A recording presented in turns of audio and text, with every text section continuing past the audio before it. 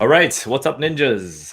My special guest today is Carrie Lee. She is one of our very own coaches at Fight Fit. And story, she was actually a client of ours years back when I first started Fight Fit, but I'll let her talk about this and introduce herself. Carrie, welcome to the show. Thank you, Joe. Thank you. Yeah, so my name's Carrie. I've been with Fight Fit for actually almost a good half a year now. Actually, time flew by. Has So it been half a year already? yeah, including the whole internship. Yeah, it's been half a year. Yeah. We've been in quarantine for like 4 months, right? Yeah, So exactly. Yeah, exactly. Yeah. So Joe's correct. I was part of Fight Fitness actually back in 2014. Even before the Stouffville location opened up back then, coaches were all different or whatnot.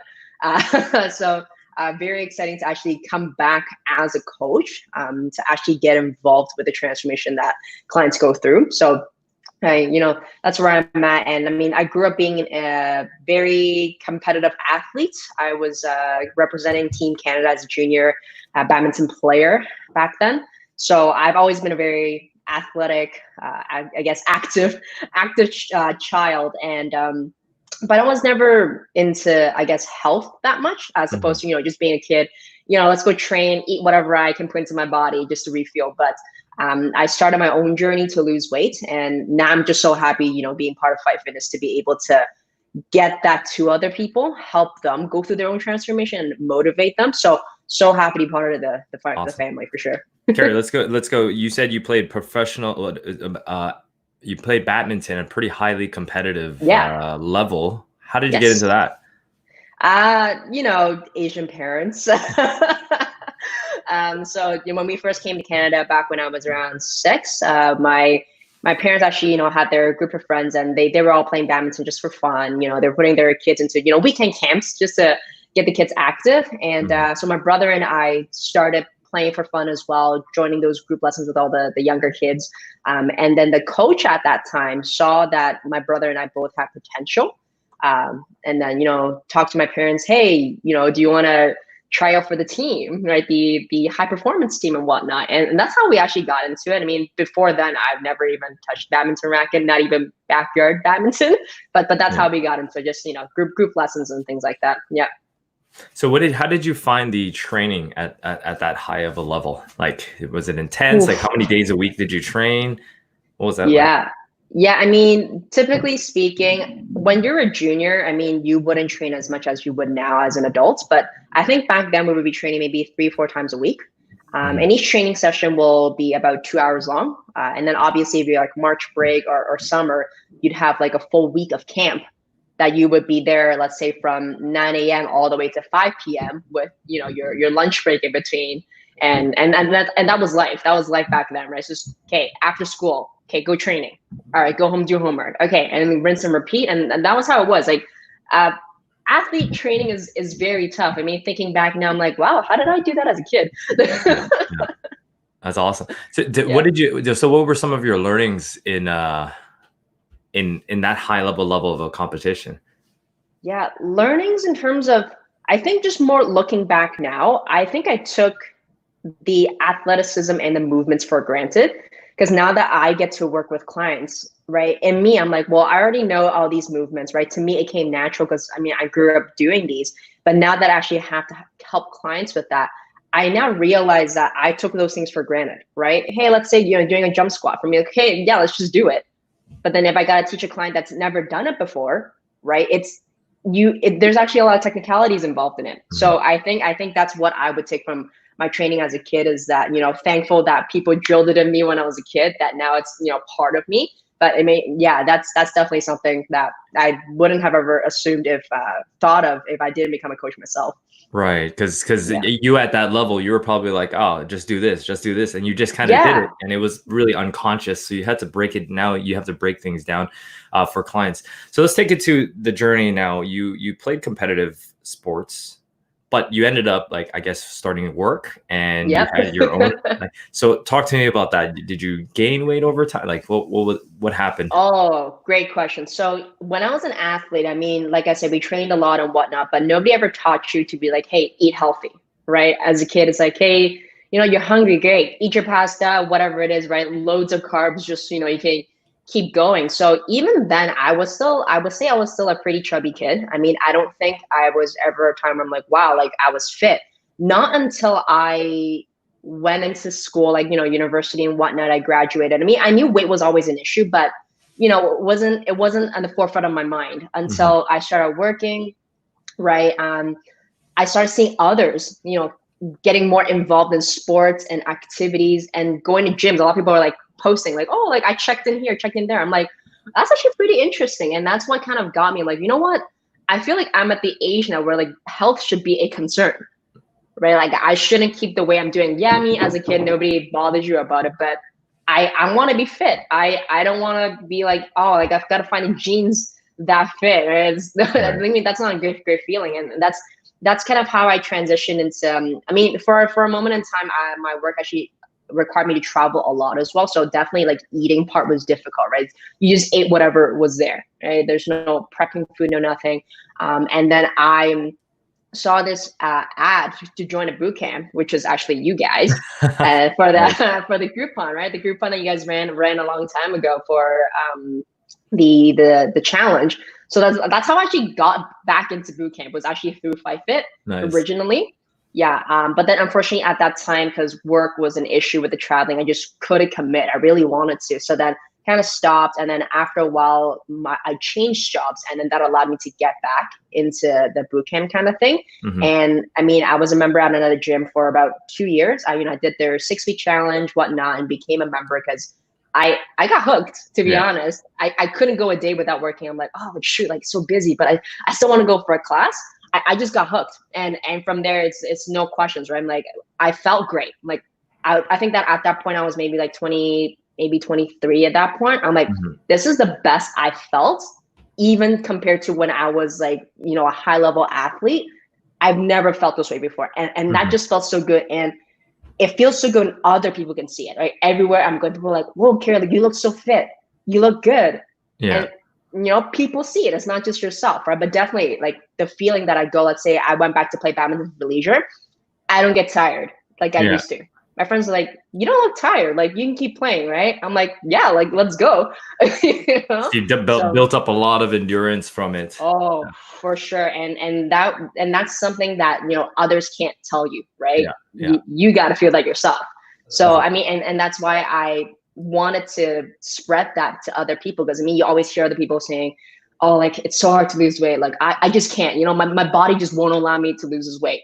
Right. But that's not true. Like I've lived my life as a chubby kid, even when I Mhm. was an athlete, right? You just have to help people understand that, it's the mentality, right? Like you just get it started.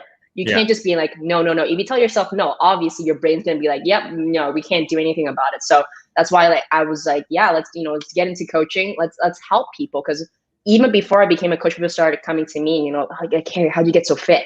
Yeah. I'm like, that's something I enjoy. People are coming to me for advice. Like, I should study this and help others. And that's kind of where I am now.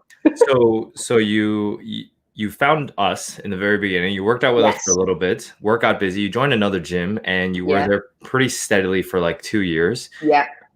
What sparked you to want to get into coaching? Like, I know you people started asking you questions and hmm everything, but like, why? What made you actually take the jump? What made me take the jump was the fact that, people always go to their work, let's say for money, right? Paying the mortgage, paying for the car, paying for food. And no, I mean, I wouldn't say I don't enjoy my job, but it's not that my job is something that I'm like, you know what, I see myself doing this for the long term. And it's something kind of just triggered me like, why not change my hobby into a career that can also help people? And that's what sparked it. I was just thinking, I enjoy working out. I do this every day. People are asking me for advice, even though I wasn't qualified. Hmm. If I were to study, I should get into this. Like, I would really enjoy this. And I mean, and I love working with our clients, Hmm. right? I mean, it's so fun to get them, let's say, in the little competitions we have and whatnot. It's just so fun, right? To get people to want to, do the better for themselves. And that's kind of, where I took that leap of faith. I'm like, you know what? I mean, what's the worst that can happen? Right. right? What is the worst? Yeah, what is the worst that can happen? But I'm really glad that I took that jump and being able to work with clients right now. I really enjoyed, even if I, let's say, start my job at 9 a.m. in the morning. And sometimes, like we work until about 9 p.m. because, classes and stuff, right? Yeah. Yeah. I don't get tired. I suppose if I were sitting in front of my computer, right, until 9 p.m., I'd be like, oh my goodness, somebody save me. Yeah. Now I'm like, at 9 p.m., you know what? I am tired, but I enjoyed it. I love what I do. Cool. Yeah. So you're like, hey, I love fitness. I might as well make it like a career out of it. So why not take the leap, right? So talk to us. How did you get actually started working with us? Great question. So at that time, it was, I guess, for anybody new into any industry, it's kind of hard to get your feet into foot, right? Because always like, you gotta have experience in this, X amount of experience. And I've always been following Fight Fit stuff, like been following you, Facebook, Instagram. And then one day you guys posted your internship program. You guys were recruiting. So I was like, this is perfect. So I applied and you guys got back to me actually pretty quickly. I was so excited. I mean, I it wasn't like a guarantee that I was gonna get it, of course, but I was so excited at the fact that that opportunity was there, that presented itself. So that was the first thing that happened, internship with you guys. Very nice. Yep. And what did you, as you starting the whole process, like, let me ask you this, what was some of your biggest challenges starting that whole process, like during that internship period of becoming a coach? I think a lot of the challenges were that, I mean, at that point, I've still never worked in like a group setting before with that, 30 people at once. And it's just so many people at different levels of fitness, right? I mean, like we work with beginners all the way to people who've been there for years, who know what they're doing.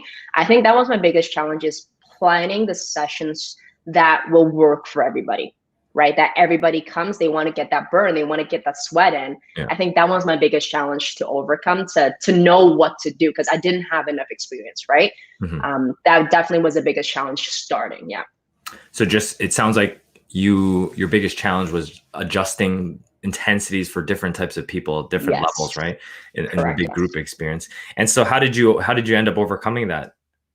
You know what, to be honest, it was the mentorship that I received from the people I worked with. I largely worked with Ken. So he really helps me. I mean, I would come up with different programs and whatnot. I would send it to him throughout the week, even though he's so busy. Thankfully, he reviewed stuff, helped me through and gave me explanations, right? Hey, you know what? Maybe some of these maybe a little bit too complex in a group setting, right? Because you can't really check the form or whatnot. So the mentorship that's part of that internship program, I think that's what really helps me understand a lot of these things, as opposed to if I were just kind of go in without that internship program, right? And let's say, hey, Carrie, just go start working. I don't think I would have gotten that at all. So the internship program itself really helped me. Yeah.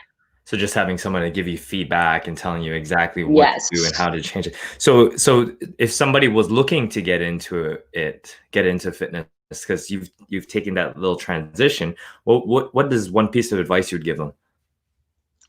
The one piece of advice I would give them is, don't be afraid to ask questions and try. Right? A lot of people, they are hesitant to be like, oh, like, what if I mess up? What if, somebody judges me for, maybe putting something stupid, or they think that it's stupid, right? And then they go, oh, you know what? Like, that's okay. I'm just not going to even try at all. I think it's, don't be afraid to ask questions, because that's how you're going to learn. I think that's the biggest thing. And I think along with that is also being open to constructive criticism. Sometimes people take it very personally, think that, people's feedback is attack on them. But I mean, at the end of the day, people are trying to help you, right? So I think those two things are huge, because I mean, if you can't overcome those, I mean, you're going to be stuck in your own bubble, thinking that everything you do is the way that it should be. And I don't think that's a great opportunity for anybody to grow in anything that they do. Yeah. It's great advice to always be open to feedback, because that is really the only way that you can change. And I think that's switching gears and working with clients now. You act as a mentor towards them. What do you feel like are let me ask you this, what are some of the biggest challenges clients face that because you've been working with clients now in a more one-on-one setting, like what do you think are some of their biggest challenges, and how have you helped them overcome it? I think the biggest challenge is time management for a lot of them. Time management. I mean, everybody's got their work, family, kids and whatnot. And in their mind, there's, oh, like I'm so bombarded for a day. I can't fit this workout in. I can't fit, meal prepping in. And it's really having them jot down, like, even, I mean, it sounds ridiculous, but maybe like every 30 minutes, every 1 hour, jot down for the day. This time you're going to wake up. Okay, well, 10 a.m., what are you going to do? Right? Or 9 a.m. Hey, you know what? I'm going to wake up, brush my teeth, have breakfast. But once they start actually jotting those things down, they will notice that there is time to fit things in, because people tend to jumble everything in their heads together and overwhelm themselves when they don't need to. Mhm. And I think that's a big challenge for actually many clients, whether they've done this before, they're getting back into it. It's just without that, I guess, that help from their coach or whatnot, they're just overwhelming themselves when they don't need to, I think. And that's kind of how I help them, is like, hey, just jot down for the day what you need to do, right? If you've got it planned out, how much time you've got allotted, you can get it done, right? As opposed Right. to no plan. Okay, just rushing. Okay, what do I do? It's always great to have a plan down. Yeah. Got it. The quote goes, fail to plan to fail, I think is Yeah. is the big one when it comes to just, I think, anything in general. More importantly, even with fitness and weight loss, is that making sure that we're making that time. And that's why, like, one of the tips we use when prepping your meals is like, hey, when you go grocery shopping, go right into meal prep so that you don't put it in the fridge and then things happen and everything. So great advice. So now, working with clients, managing priorities is something that you feel like is something that you've been working on with and helping them. What would be some, like, let's say little tips for, let's start off with just starting off with a fitness program. Say for someone, like, how would you fit in fitness in a busy schedule for our clients? I think let's say for starters, it's always nice and easy to go for a walk. I mean, that, people often overlook, like, oh, like walking's not a workout. Walking is actually a great form of cardio that people don't realize, right? If you spend, hey, you know what? I don't really have much time. Go out for a walk for 20 minutes, 30 minutes. That's your exercise for the day, right? If you go, you know what? I don't know what I can do at home. Reach out, right? Like I can give you certain things that is just at home. Push-up and sit-ups, anybody can do that at home. Mm-hmm. Jumping jacks, anybody can do that at home. You can't be like, I don't got space. If there's space for you to do this, you have space to do it, right? So I think first piece of advice would be for beginners, like, go for that walk, right? You don't need to do anything intense. Just start off with that, nice and easy. And then eventually based on the assessments that we've done and whatnot, I can slowly roll out, hey, you know what, then, in this case, I'm comfortable with you maybe doing your own push-ups and sit-ups and, squats at home.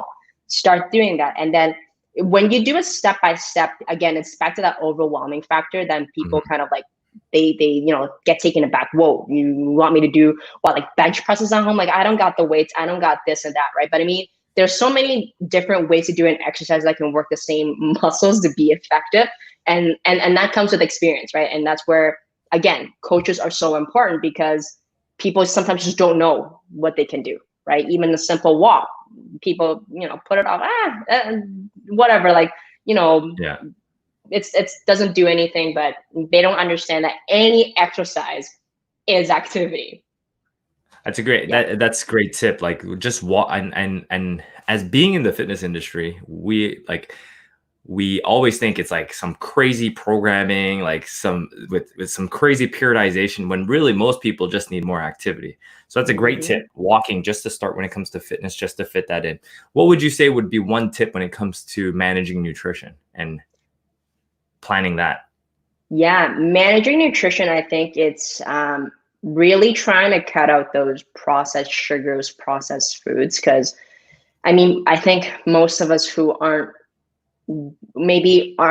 as knowledgeable on maybe food topics, right? It's, you go to the grocery store. I mean, people like to buy things that are on deal. I mean, that was me before I knew any of this nutrition stuff, right? You go, oh, okay, this is on sale. You buy it, but then you don't realize the things that are cheaper are also the things that are all processed and not good for your body. And that's what is keeping that, that belly or that, arm or legs, the fat that's everywhere. So I think the tip for anybody would be, try to stay away from those processed foods, right? Try to eat the whole foods. It's kind of, that's something what we also promote as well. I think the other thing is really portion sizes. People don't realize how much food they put on their plate. Hmm. And everybody, I mean, and I don't know, say everybody, but a lot of people, if they see the food that's on their plate, their mind is to, I gotta finish it. And if you don't portion, that's what's gonna happen. But if you actually start portioning, you'll realize the food that you're putting in your stomach, that's good enough. Yeah. Whatever excess that we usually eat is gonna make you feel that bloated, that big stomach. So I think that's a very important second tip. First is the processed foods, try to, process sugars and whatnot, avoid that. And second is portion control. Those two things are very important. Awesome. You get bonus tip there, not just one, Yeah. too. So eliminate processed foods from your diet and also portion out your plate accordingly. Now Yeah. you, on the other hand, I want to talk on mindset now because you were a competitive athlete. So getting into fitness, you've already were in the mindset of training hard and making it part of your life.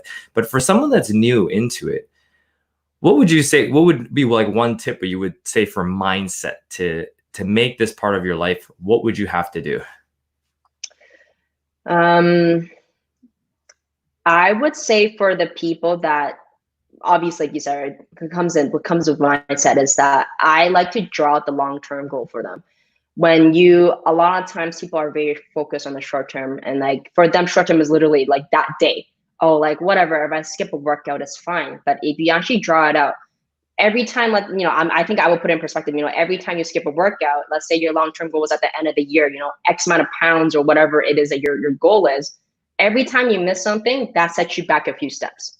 So now that long-term goal that you set for yourself, each day is getting longer and longer. I think sometimes you just got to put that in perspective because a lot of people think, oh, it's just today, right? Oh, it's just a cheat meal. Oh, okay, it's just a workout today. Yeah. They're just thinking about today, right? But for me, the mindset would be, what is your goal long term, right? If you don't have that goal long term, then yeah, people are not going to have the right mindset because they have nothing to work towards. So I would put that into perspective to kind of help them get into that right mindset. Yeah. Okay. So one of the very first, the most important thing is making sure goals are aligned with their long term. Okay. Mm-hmm. Yeah. Awesome advice. Let's get to some questions. I'm going to get into some questions from clients, and I'll take a turn answering, and I'll let you answer too. All right, sounds good. This one is an interesting one. I think I wanted to talk about before we set up the call. We said how to stay motivated. I think it's how to stay motivated. How would you stay motivated without restricting yourself so much with food? I think that was the question. How would you motivate yourself? How to stay motivated without feeling restricted? I think that was the question. I think it's you can't be honest. I'm just kind of tying back to strict diet. Everyone goes, oh my goodness, when I'm on diet, there's so many things I can't eat. Like that's actually not the case. It's just going back to picking the right foods to put into your body. Like, let's say even now, right? Like we had that 21 beach body challenge, right? I've actually been on it with my team. And yeah, definitely there are days when I see, somebody pick up a bag of chips or cookies. I'm like, oh, like I want one. But it's like, you know what? I set myself a nice goal. I should stick by this. And my motivation is that, after this, I can still get cheat meals here and there. It's not to say that I'm going to be like that for the rest of the time, right? I think I like to put a good ratio to it. It's maybe around maybe 70-30 for me. It's like 70% of the time, or even 80-20, like 80% of the time, I would be on that nice diet. But 20% of the time, let's say throughout the year, yeah, I'm going to let myself enjoy. Yeah. Right. Because if you don't find that factor to put that enjoyment into your life, this is not going to be sustainable for you.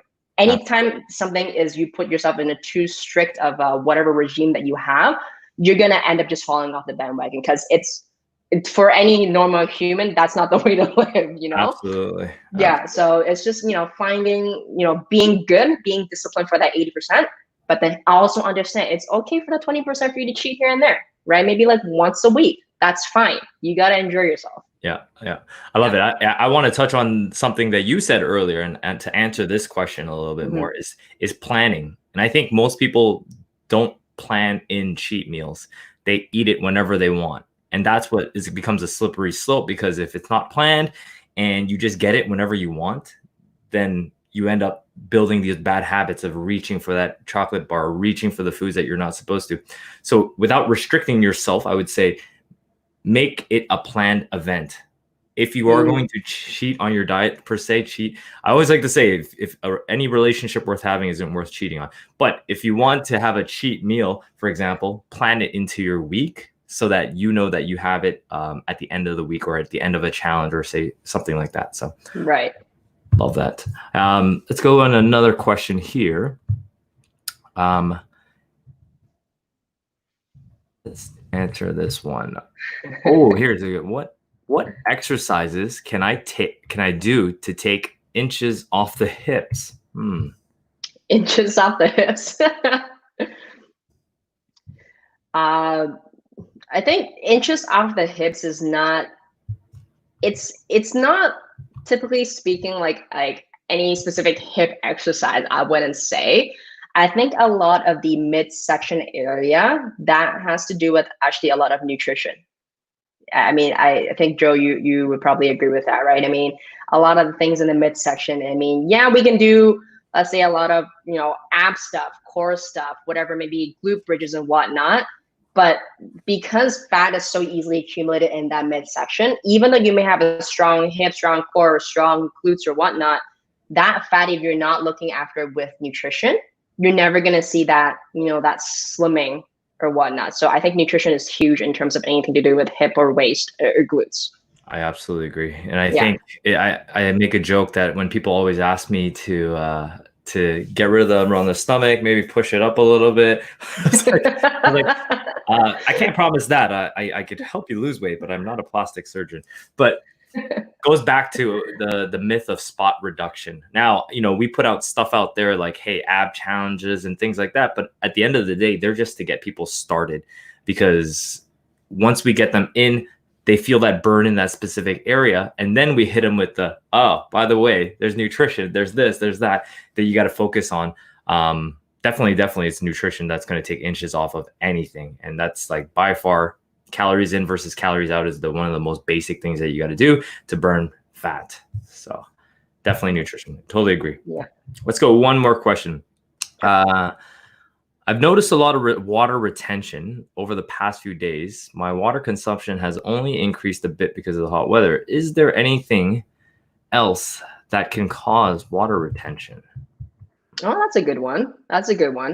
I think it also depends on kind of what you're putting into your body. I mean, I'm not sure in this context, right? I mean, a lot of times the water retention could also be due to sodium intake. Let's say let's say you're eating a lot of processed foods, right? I mean, that has very high sodium content. Maybe you're over salting foods that maybe you're preparing. That I know definitely plays a huge hand in water retention. I mean, yeah, we sweat off our epidermis and whatnot, but a lot of those things are internal. So if you're increasing your water intake, but your sodium levels are pretty high as well, I think that'll play a factor for sure. Yeah. Yep, totally agree. Sodium is a huge thing. I think one of the math is 1 gram of sodium holds 3 grams of water. But also carbohydrates actually hold water as well. So if your sodium intake is higher and your carbohydrate intake is higher, you actually retain more water, and that may show some fluctuations. I think it's very similar into 1 gram of carbohydrates hold 3 grams of water as well. So imagine salt plus carbohydrates. One of the worst things is probably chips. So if you eat a bag of chips, you'll notice huge water retention because your body is just retaining that water. So definitely what you're consuming would cause the water retention. Yeah. All right. So I always like to end off my interviews with this one question because I like Kung Fu and action movies, but I've made it broader. What is your favorite movie and why? What's my favorite movie and why? I think my favorite movie would be, let me think. I think my favorite movie would actually be the Thor Ragnarok.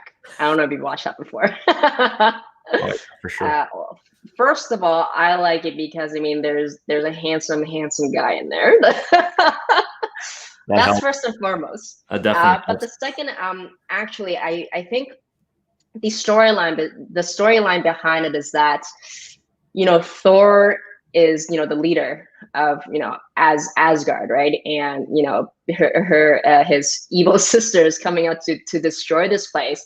And at first, his mom was like, I gotta save this place because, the people, it's Asgard, it is what it is.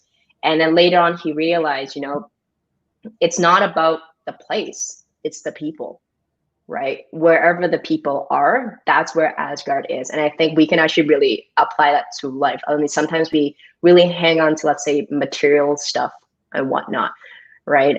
It's not about that. It's, there's deeper meaning to it. It's like, why do people want to, lose weight? Right. Yeah, let's lose weight. But then at the end of the day, right, a lot of people are like, well, I want to lose weight because, I want to be able to be active with my kids. It's a deeper meaning. It's not just what you see on the surface. Everything's a little deeper in meaning. So that's what I really like that movie because, when they said that, I was like, wow, that's deep, but very meaningful. And I think, I think a lot of us can learn a bit from that.